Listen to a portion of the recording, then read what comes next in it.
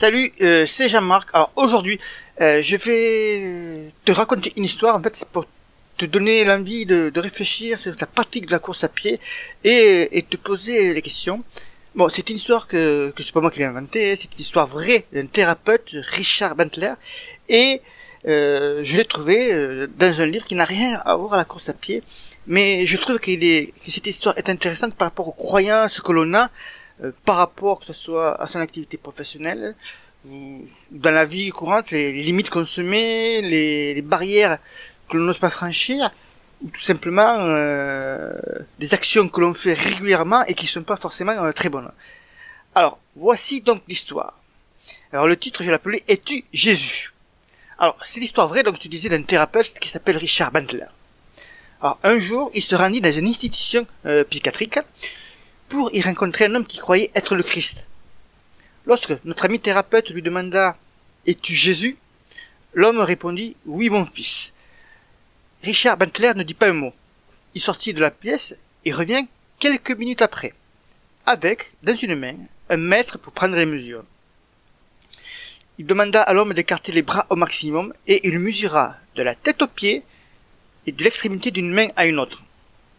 Toujours sans faire un commentaire. Celui qui se prenait pour le Christ fut troublé et inquiet.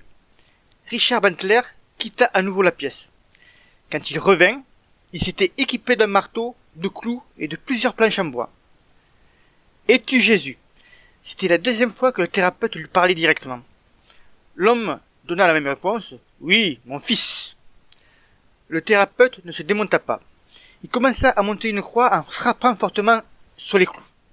Au dernier clou, il demanda à nouveau à l'homme « Es-tu Jésus ?» L'homme répondit encore par l'affirmative.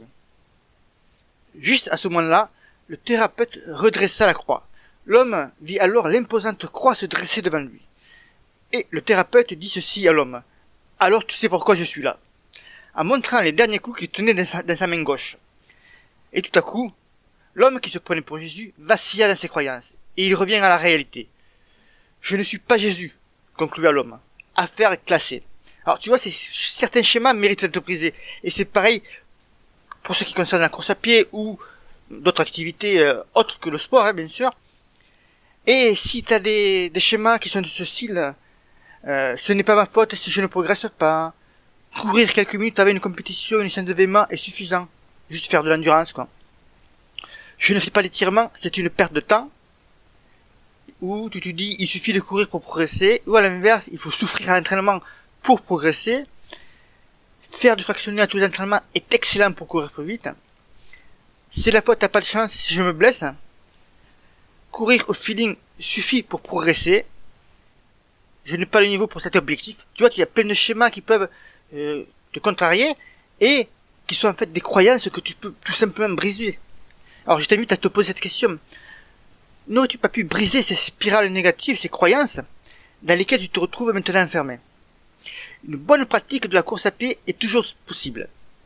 Avec une bonne marge de progression, quel que soit ton niveau, que tu sois un coureur qui débute ou un coureur plus aguerri, que tu aies 25 ans ou que tu en aies 55. Pour cela, il suffit de suivre nos conseils régulièrement et tu vas voir que tu vas finir par progresser. Alors, pour t'aider à cela, je te propose deux choses. Tout d'abord, notre groupe Courir Serein sur Facebook. C'est un groupe gratuit, privé, où c'est que tu retrouveras cet audio ou sous la forme d'un article que j'ai écrit, mais aussi d'autres audios sur l'entraînement, d'autres articles sur l'entraînement. Et je répondrai bien sûr à tes questions et je serai avec toi pour briser tes spirales négatives. Et également, pour ceux qui veulent aller encore plus vite, je te propose un pack de plusieurs guides.